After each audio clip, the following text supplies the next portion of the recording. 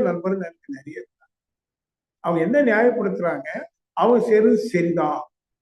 அப்ப நானும் நியாயப்படுத்துவேன். நான் செய்யறதுதான் சரி, நியாயம் மாறி மாறி.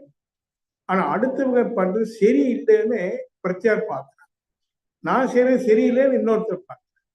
அவரு செய்யறது சரியில்லைன்னு நான் பார்க்கிறேன்.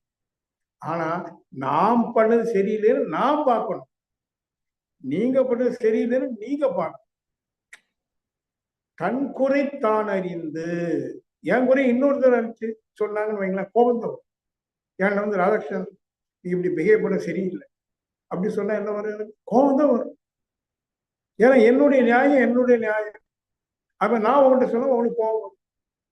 அப்ப என்று தன் குறை தான் அறிந்து திருத்தம் மேற்கொள்றோமோ, அந்த திருத்தம் பண்ண திருந்துவது எவ்வளவு கடினம்னு தெரியும்.